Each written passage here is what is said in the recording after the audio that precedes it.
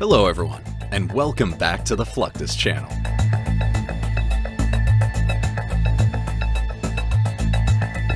Navy pilots assigned to any of the 9 squadrons on an aircraft carrier's air wing spend months in a unique work environment unlike any other in the world.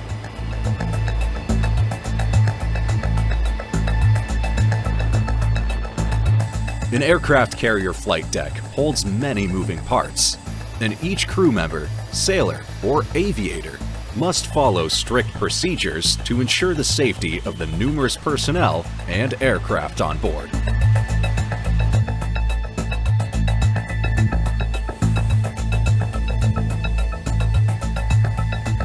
The pilot's duties are crucial to the overall success of any flight operation.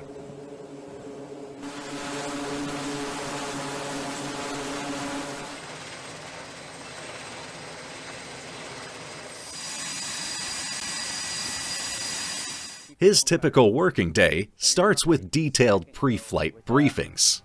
With Steiner Smitty. If anybody has any issues, speak up in a minute. Make sure we have proper smokes in the aircraft in case we have to do a SAR or something like that. Mission profile. Just getting finished with This usually includes a briefing from the Carrier Intelligence Center and covers any flight-related information, such as current and forecasted weather, the ship's current and forecasted position, critical operations in the given area, recent data from the intelligence analysis, combat search and rescue report, divert airfield data, as well as the general operating conditions in the location. After the debriefing, the flight crew proceeds to the maintenance control to review the aircraft discrepancy book. Special attention is given to the A sheet and checking off the correct basic fuel, weight, and store loads. The weight sheet is then delivered to flight deck control as the pilot moves to the aircraft for takeoff.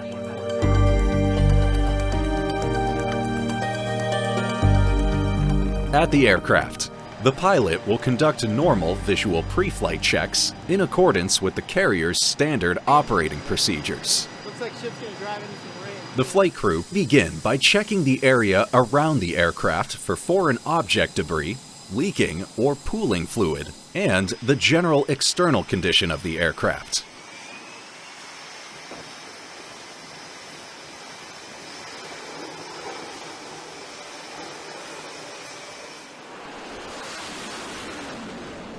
After embarking, they conduct normal cockpit inspections and checks.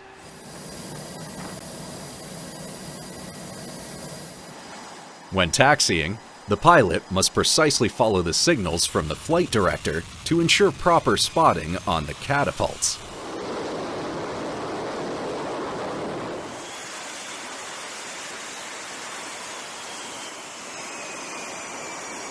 When the aircraft is ready, steam from the ship's reactor is ported to fill the catapult cylinder.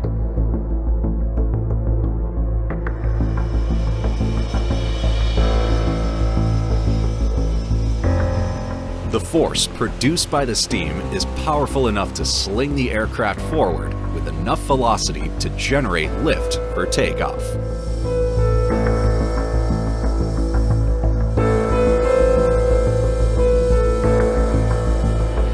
This system propels the aircraft from 0 to 165 miles per hour in 2 seconds.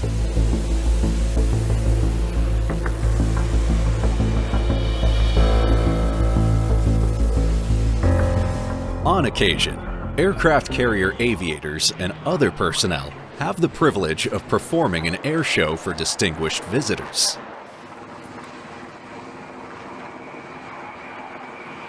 Here, they perform several maneuvers, which include takeoffs, flybys, and landings.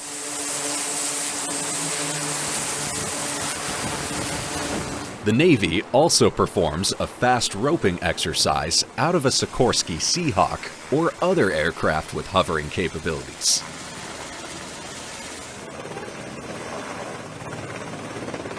This technique allows troops to deploy from a helicopter in places where an aircraft touchdown is not possible.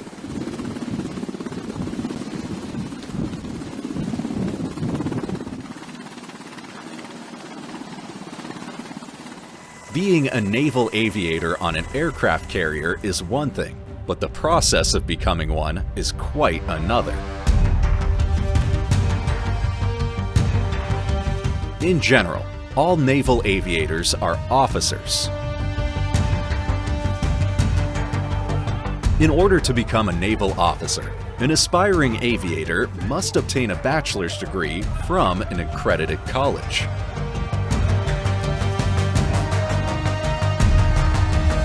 The aspiring aviator must then become a commissioned officer by enrolling in the Reserve Officers Training Corps, ROTC, during college, where they obtain foundational skills for a role as a naval officer.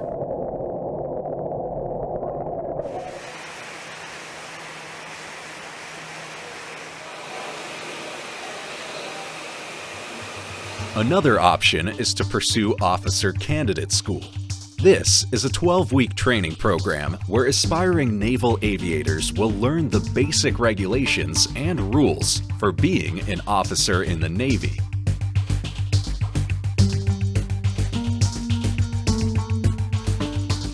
They will also take part in an intensive physical conditioning program.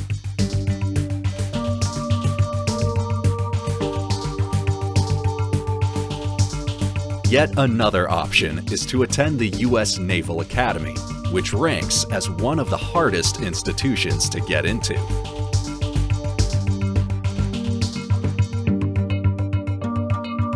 The Naval Academy only accepts around 9% of total applicants. This translates to approximately 1,200 aspiring naval officers each year.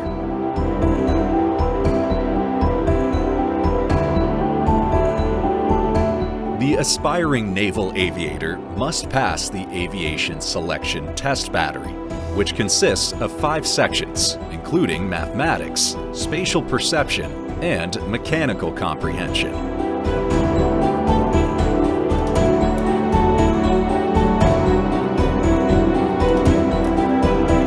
Aspiring naval aviators are evaluated in an introductory flight screening.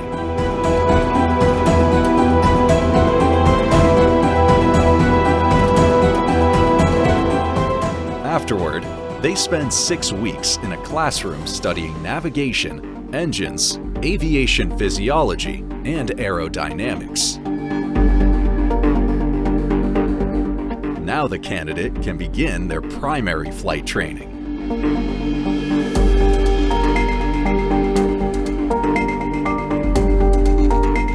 During this flight training, candidates receive hands-on instruction with a T-34C, the Navy's main training aircraft.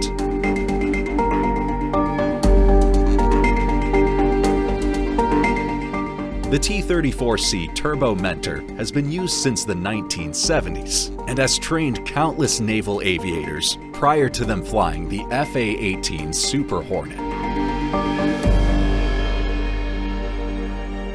The student will have spent over 100 hours in the T-34C, or a simulator.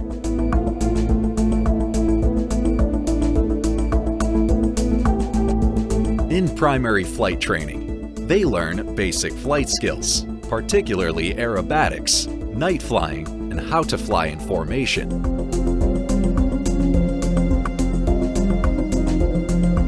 Primary flight training is where the aviators hone their skills.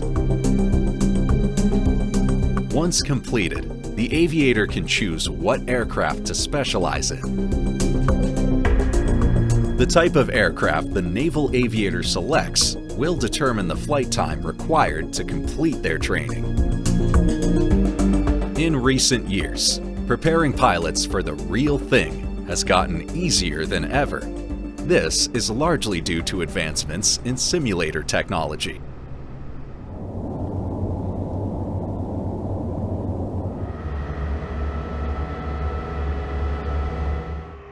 Flight simulators like this one for the F-35 are a great way to showcase the capabilities of an aircraft in a safe and controlled environment.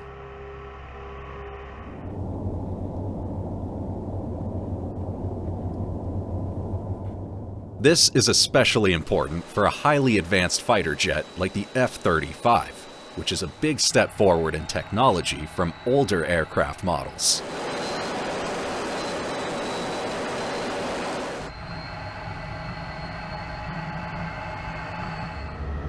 It is also an important tool for training inexperienced pilots without putting them inside a real F-35 or exposing them to any real danger.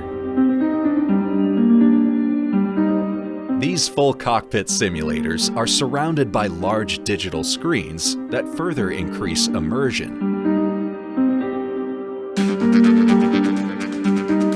This makes it much easier for pilots to familiarize themselves with exactly how the F-35 works.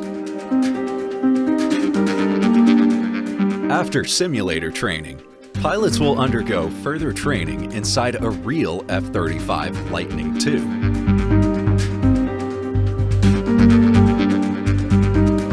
This takes place at the F-35 Academic Training Center at Luke Air Force Base in Arizona.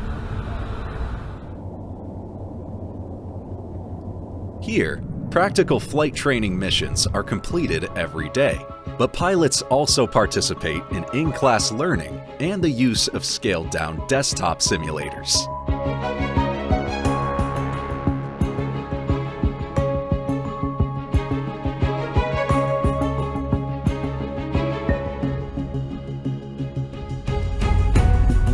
Luke Air Force Base also has 12 full-size simulator bays, all of which are even more advanced than the preliminary versions seen before.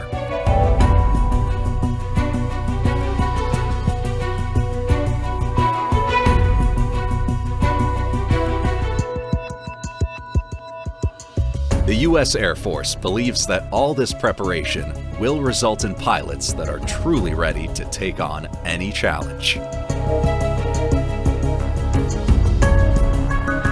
With the large-scale advancements in the aviation industry, surprisingly, one of the most advanced technologies of all is not part of a plane, but part of the pilot's equipment.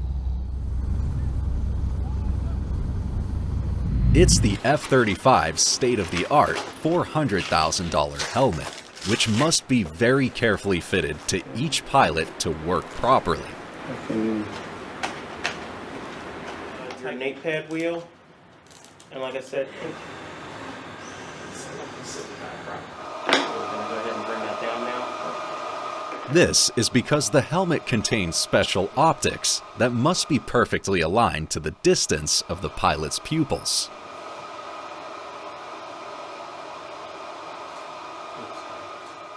This gives them access to a display that provides mission-critical information and improves their overall situational awareness.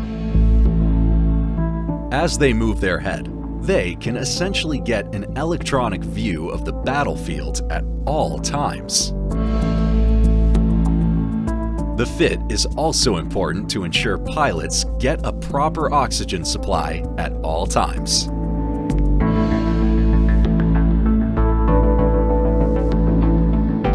While advanced helmets alongside classroom and simulator training are undoubtedly essential to any pilot, readiness drills are among the most crucial activities of any Air Force base.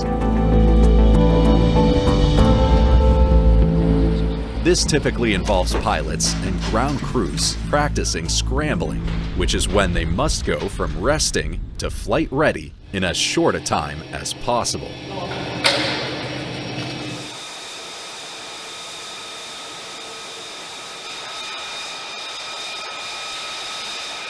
Though this requires a lot of coordination and energy to pull off, it is essential to ensure crews are ready to tackle offensive and defensive situations quickly and efficiently.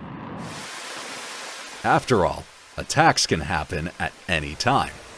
That's why scramble exercises are done at all times. The more practice pilots get, the better they will perform in real-life combat situations.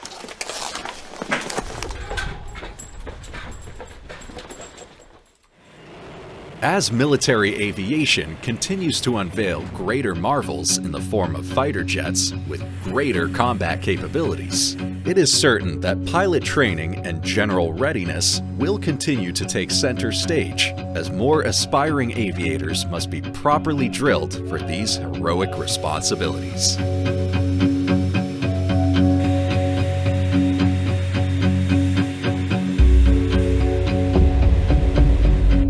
That's the end of this video. I hope you enjoyed it. Make sure to subscribe to this channel so you don't miss any of our new content. See you next time.